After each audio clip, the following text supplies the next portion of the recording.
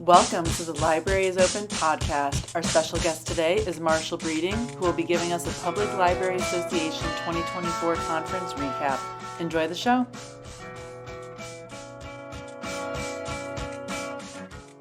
Welcome, everyone, to the Library is Open podcast. Today, we have a very special guest, our friend Marshall Breeding of Library Technology. Hey, Marshall, how you doing? Hi, I'm doing great. Awesome. Glad to So, be here. yeah, well, we're happy you're here. And because we have some new listeners, can you just give us a brief overview of what you do in the library world? Well, so I've been kind of following the world of library technology for a very long time, since about the mid-1980s. Worked at Vanderbilt University for a long time. I've been a kind of long-time consultant for libraries of all sorts. And I do kind of speaking and writing on various topics related to library technology. And then I run the website Library Technology Guides at librarytechnology.org. And that's a place where you can go to find, I hope, lots of useful information about the world of library technology. Awesome. Thank you for sharing. We love your website and refer to it all the time. But the main reason why we asked Marshall to be here today is because we want to do a PLA wrap-up. Marshall was all over the conference, and so we couldn't think of a better person to ask to kind of give an overview of some of the trends and hot topics at this year's conference. So we're going to get right into it. I could not be there, unfortunately, but many of the Bywater team was, and I'm just going to go straight in with the most hard-hitting, important, pressing question, which was, Marshall, what was your favorite party? The PLA conference. I hope you're going to say the Bywater one, but Well, of course, that's one that I liked a lot. I mean, you go to some events and, I might know a few people here and there, but I felt kind of at home there. I knew almost everyone there, got a chance to meet a few new folks. And so it was good, nice kind of informal atmosphere, not an overwhelming number of folks, but, a lot of folks were there. And talking about all kinds of interesting things, a lot surrounding technology and libraries, but other kind of interesting stories about what folks are doing and that kind of thing. So that's kind of one of the reasons I kind of like going to conferences in person. You don't get that experience in any kind of virtual or online event. As hard as they try, a lot of organizations that host virtual events, they struggle to be able to kind of replicate that. I think it's kind of impossible to replicate that. So yeah, that was a good event to go to. I did go to a few others, of course, and they all had their kind of special uh, thing that they had going on. The Overdrive event, they recognized the Librarian of the Year, and that was really kind of a important and special kind of thing. Another one that I went to was, the Library Corporation. They've been around for 50 years, and this was their 50th anniversary. And I've had the pleasure of knowing Annette Murphy for a very long time. They found, not to say anything about my age, but she founded the company the year I graduated high school in 1974, probably before a lot of you were born. But so it's just been, it was touching to hear the things they said about her and kind of what their company had done, that was founded before the beginning of the internet. How do what did library technology look like back then? And of course, the key to success is being able to flow through lots of different kinds of technologies along the way. But so I kind of look forward to Bywater's 50th event and to kind of see what you guys are able to accomplish as the world changes over the course of that much time. So it was kind of fun. yeah, I was just going to say, I hope we make it to 50 years. I hope I'm around then. I hope that we have a fantastic party. I'm sure we will. But the that's 15th awesome. was a lot of fun. I remember when Bywater was founded, and what would the year 15 years ago is that 2009, I guess. I had to look and see a few minutes ago. That was the year that Bywater became an official COHA support company. And so to watch the progress of the company over that 15 years, from a couple of three folks kind of up to the number that work for the company now, and more importantly, the large number of libraries that are served by your services, right? You don't sell software, you provide services for software. And I think that's, see the growth in that is interesting, important. Absolutely. We had Brendan and Nate on a month ago for our anniversary episode of the podcast, and they were just talking about the growth of the company and just how the open source world has changed so much. And it's remarkable just in a short 15 years, the evolution. So it'll be exciting to see what's next for sure. Sure. But I expect open source to be there for the duration, right? I hope it's more prevalent. Yeah, but which is an interesting topic, so uh, the reality is that library technology, as far as kind of big systems, is still more proprietary than open source. And when COA, came on the scene in 1999, really, if you look at it, early beginnings, but in the US, more 2003 to 5, I thought, well, what's the progression going to be? Is it going to be kind of a mass adoption, kind of hockey stick kind of growth, or is it going to be gradual? Well, it's been gradual. But it certainly has gotten to the point where it is a significant portion of the way that technology is used by libraries, and in the US and North American, and which I measure more closely, but globally. So And on that note, I kind of want to go back to the conference for a second and talk about what were your perceptions of the conversations surrounding open source at the conference? What did you, did you think it was more prevalent than years past? What was your viewpoint of that?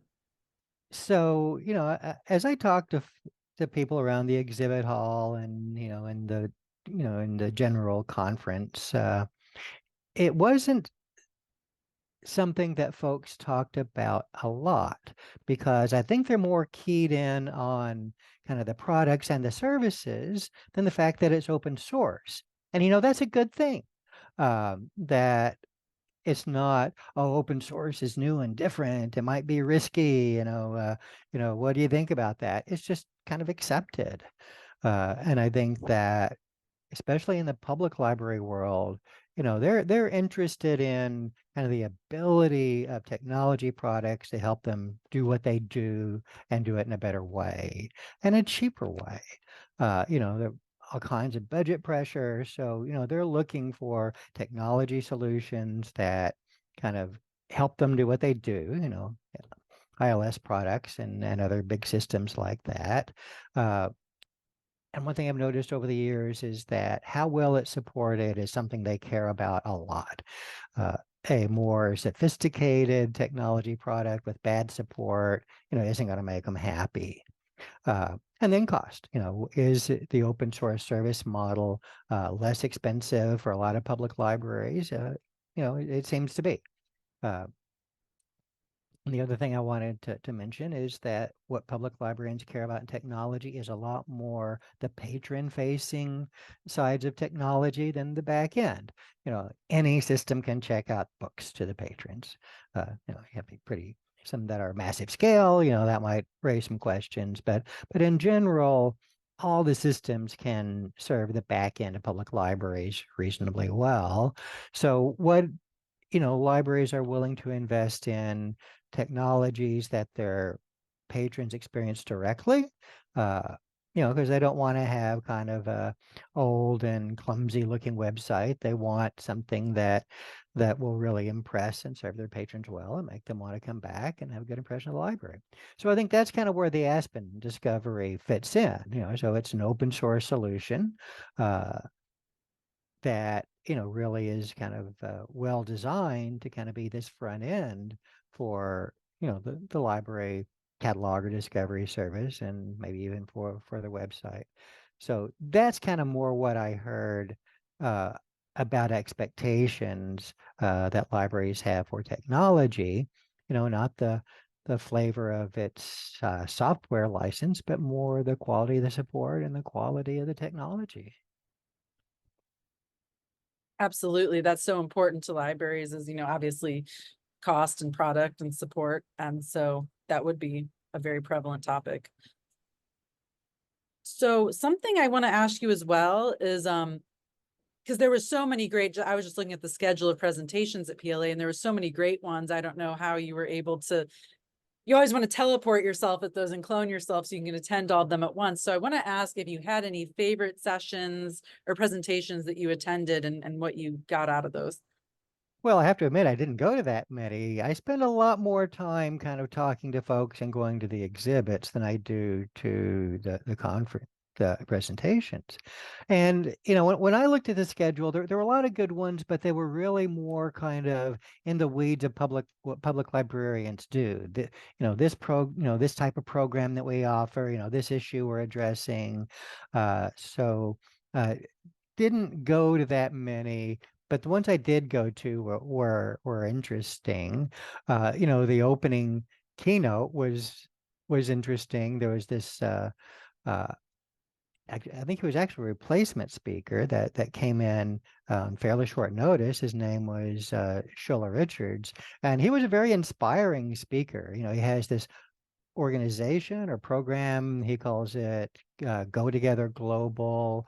It's basically, how do you interact with folks in your work and in your business and so forth, kind of uh, emphasizing empathy, self-care, and interconnectedness. So it was a very inspiring talk, but maybe he underestimated how much public librarians are made out of that. They kind of are already doing that. So, it was inspiring and interesting and fun and a very large audience that was attending, and they reacted very positively to it. But I also kind of felt like, well, he's preaching to the choir here. These are things that libraries are already putting into practice. And of course, another session that I went to was a panel that I was on. So, that one was around protecting patron privacy in public libraries. And this was a group of 4 of us who've been working together on uh, a project funded by IMLS on that topic. Masuda Bashir is a faculty member at the University of Illinois, and she's the one that has gotten and is executing the grant. And it's about, how can we help public libraries implement technology in ways that, better protect patron privacy and that are secure. So Bill Martin, he's the chief privacy officer at New York Public Library.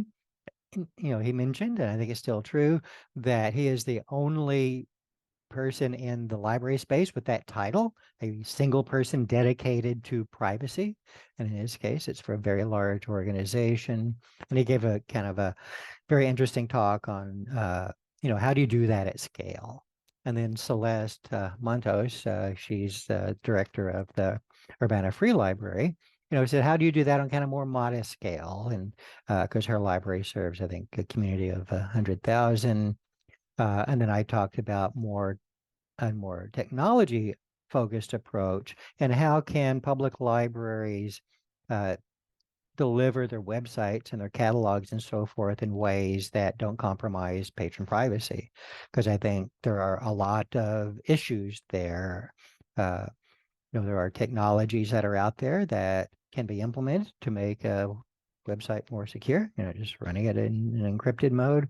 And then a lot of practices that libraries follow that kind of insert advertising, bots and that kind of thing into their websites, often unknowing. So how can we help libraries kind of understand that that is happening and the implications of that, and then how not to do that?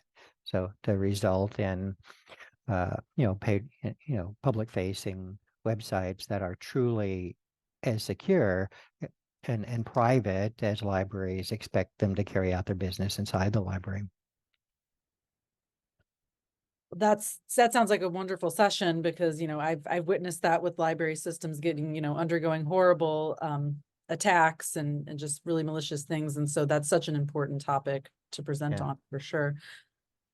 And we didn't talk about the security side of it that much, other than, there's big things going on. The British Library, one of the very largest libraries in the world, suffered this massive ransomware attack about the middle of October, and still fully hasn't recovered from that. Didn't even get a version of their catalog restored until January, February, essentially having to rebuild their entire, in their case, very sophisticated and complex technology, infrastructure, and environment from bare metal. So, those are the kinds of things that I hope that we can help libraries kind of know what to do within the resources they have to not, become victims of those kind of attacks that are becoming ever more prevalent. And you would think that, well, why would someone attack, a library with ransomware? Libraries don't have a ton of money, but nevertheless, we seem to be a pretty big target. I think anybody's a target these days. I wonder the same thing about, yeah, we don't have a lot of money, so I don't know what they're getting Yeah. at. I mean, I look at my own website, I see, attacks all day long, attempted attacks. Yeah.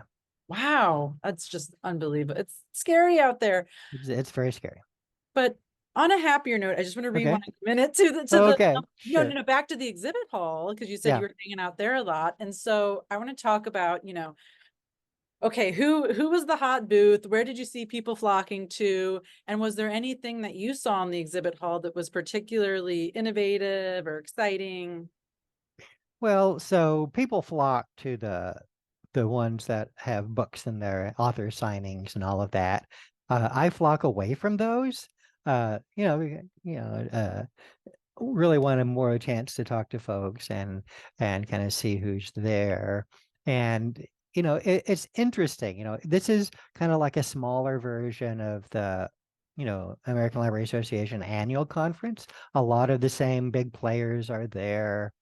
Um, and they're all there to kind of promote their latest and greatest that they have. So you that's kind of more, you're looking at the skyscrapers that are in the exhibit hall, and you can tell right away who the big names are in the library industry. And it's both content providers like Overdrive and so forth, and then the technology providers are pretty consolidated. Clarivate, has a big booth, and it encompasses a lot of formerly separate companies, uh, and all that. Hoopla, another important technology, content provider and streaming content, and lots of others. So, I think that, you know, uh, there's a lot out there for public libraries to invest in.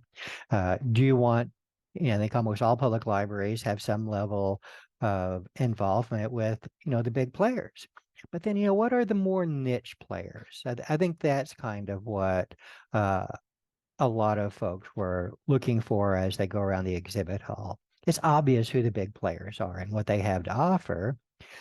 So, it's going by the smaller booths and so forth, and talking to see what they have and how that fits in and what's different about it. And so I did those, I think, are what I saw a lot of attendees spending some time with.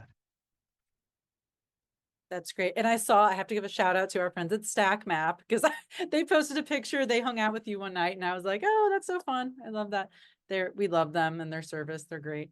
Yeah, yeah, I had a chance to meet them, and they were very kind of interesting and excited and energetic. So, I think, that's good. That's part of what you go to conferences for, is to kind of experience that kind of energy and enthusiasm. So, yeah, that was cool. Absolutely. So, I mean, just kind of wrapping it all up, what were your key takeaways? Because a lot of people don't know PLA is only every 2 years. Right. So what were your key takeaways from this year's conference? Well, so, One is that this was kind of the first big conference, had about 8,000 people there, exhibitors, vendors, attendees, and so forth. So it was a pretty big conference, and it felt more like conferences used to feel before the pandemic. People were, engaging with each other. There were kind of large events and all of that. So not that any of us are kind of overconfident to say that those kinds of concerns are past, but that the feel of in-person conferences seems to be kind of coming back from so that was a takeaway, that people are ready to come back to in-person events.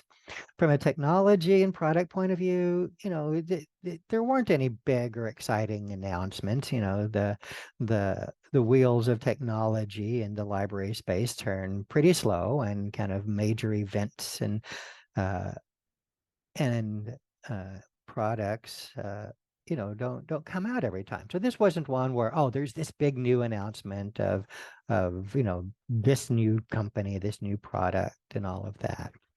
um so the thing that I did notice, I expected AI to be a bigger topic than it was. All of us, are reading about kind of new things in kind of the general business and consumer world about how generative AI and things like that are really changing the world very rapidly. But it goes back to what I said, is that the wheels turn a bit slower in the library world. And that's a good thing in this case, because AI has kind of a lot of negative aspects to it, and the way that we've seen, with we've learned new words like hallucinations and bias in regard to the world of AI, and libraries want to deliver products and services that use AI but more carefully.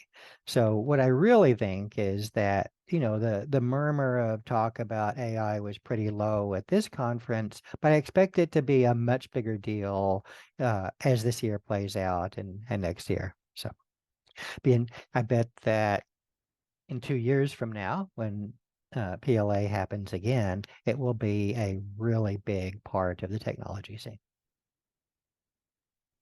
Okay, because I was interested to hear if that was a big part of this year's conference, but you just answered that question. So I'm sure, yeah, in a few years we'll see it more and more and more.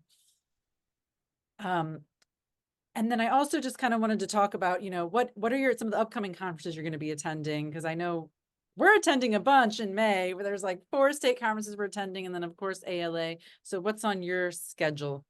Well, so my next big conference is ALA. That's one that I uh, go to every year. You just that's the one where, if all the people I need to see will be there. If there's any new news, it will be there.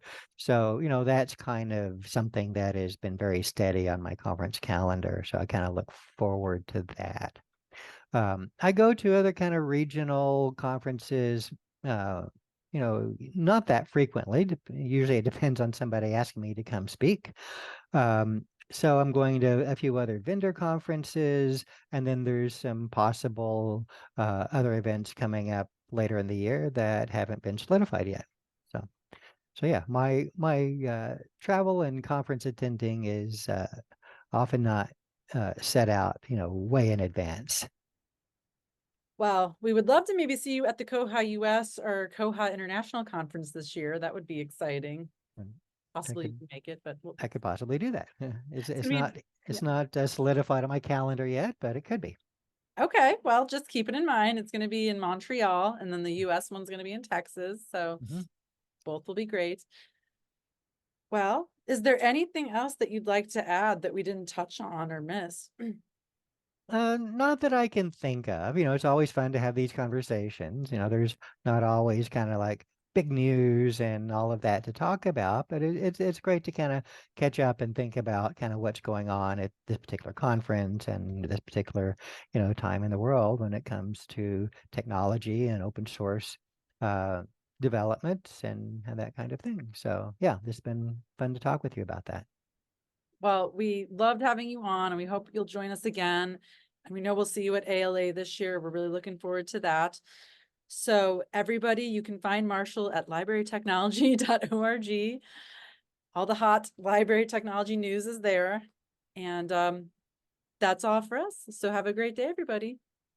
Thank you. Thank you. Bye.